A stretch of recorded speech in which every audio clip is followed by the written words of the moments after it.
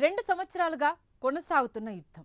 ఎంతో మంది మరణం, కొందరికి గాయాలు, మరికొందరి ఆకలి ఆర్తనాదాల మధ్య గాజా ప్రజలు తల్లడిల్లిపోయారు. నిన్నటితో ఈ యుద్ధానికి తెరపడినట్టే. గాజా యుద్ధాన్ని నిలిపివేయడానికి ఇజ్రాయెల్, హమాస్ గ్రీన్ సిగ్నల్ ఇచ్చాయి. ఖైదీలు, బందీల విడుదలకు సమ్మతి కూడా లభించింది. 2 సంవత్సరాల నుంచి గాజా గడ్డపై బాంబుల వర్షం కురుస్తోంది. ఇజ్రాయెల్ ప్రకోపంతో గాజా యుద్ధ భూమిగా మారింది. కానీ ఇప్పుడు ఈ గడ్డ మీద శాంతి పవనాలు వీయబోతున్నాయి అంటే అవును, కాదు అనే 2 సమాధానాలు వినిపిస్తున్నాయి. మొత్తం మీద నిన్నటి సంతకాల వల్ల ఆకలి చావులు, ఆర్తనాదాలకు కాస్త పులిస్టాప్ పడినట్టే అనిపించింది. కానీ ఇంకా అది పడిందా లేదా అన్నది సందేహంగా కూడా ఉంది. దీనికి కారణం 2 ఏళ్ల నుంచి యుద్ధంతో ఎగబాకిన ఇజ్రాయెల్ హమాస్ యుద్ధాన్ని నిలిపివేసేందుకు గ్రీన్ సిగ్నల్ ఇవ్వడమే. అయితే ఇది వచ్చిందా రాలేదా అన్నది ఇంకా కొంత సంశయంతోనే ఉందని చెప్పాలి. ఇక డొనాల్డ్ ట్రంప్ ఇంటర్ఫియర్తో ఈ యుద్ధం ఆగింది. ఇది ఒకందుకు మంచి అయితే తన స్వలాభం ఉందని కూడా మరికొందరి వాదన. నోబెల్ బహుమతి కోసం పెద్ద ఎత్తున చర్చ జరుగుతున్న విషయం తెలిసిందే.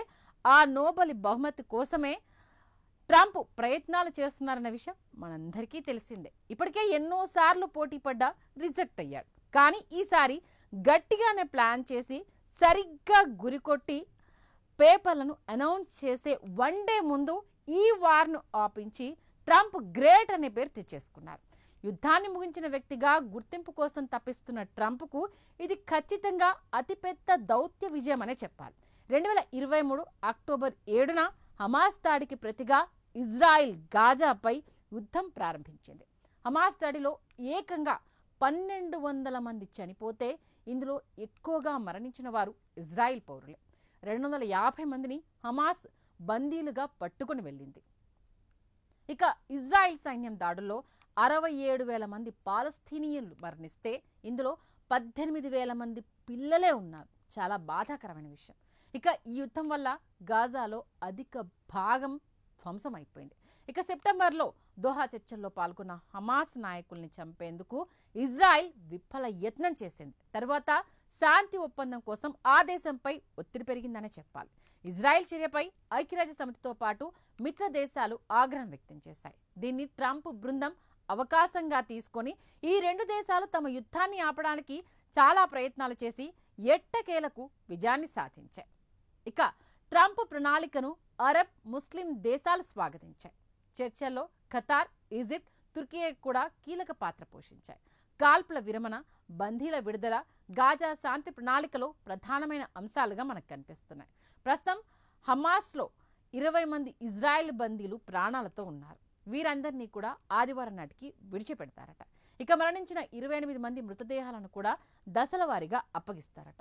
ఇజ్రాయెల్ జైళ్లలో ఉన్న 100 మంది పాలస్తీన్లను కూడా విడుదల చేయబోతున్నారు. గాజాలోని కొన్ని ప్రాంతాల నుంచి ఇజ్రాయెల్ బలగాలు వైదొలగబోతున్నాయి.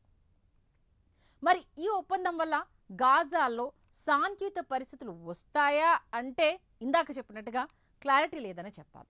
ఈ ఒప్పందంలో కీలక అంశాలు ఇంకా సిద్ధమే కాలేదట. ఈ అంశాల్లో ఇజ్రాయిల్ కోరుతున్న నిరాయుధీకరణ, గాజా పరిపాలన ఎవరికి అప్పగిస్తారు, దీంతోపాటు గాజా నుంచి ఇజ్రాయిల్ బలగాలు ఎప్పుడు వైదొలుగుతాయి వంటి అంశాల మీద క్లారిటీ లేదట. ఒకవేళ బందీలను విడుదల చేస్తే చర్చల్లో బేరమాడే శక్తి కోల్పోయే అవకాశం ఉంటుందని హమాస్ భావిస్తోంది. వారిని విడుదల చేసిన తర్వాత ఇజ్రాయిల్ మళ్ళీ దాడులు చేస్తే పరిస్థితి ఏంటి అనేది కూడా మరో ప్రశ్న. వీరి భయానికి కూడా అనేక కారణాలు ఉన్నాయి. ఎందుకంటే మార్చ్లో ఇజ్రాయెల్ కాల్పుల విరమణ ఒప్పందాన్ని ఉల్లంఘించి వైమానిక దాడులతో విరుచుకుపడింది. దీనివల్లే కాస్త అపనమ్మకం కూడా ఉందట. కానీ మనమైతే ఆ 2 దేశాలు కలిసిపోయి ఇలాంటి టెన్షన్ వాతావరణం సృష్టించకుండా ఉండాలనైతే కోరుకుందాం.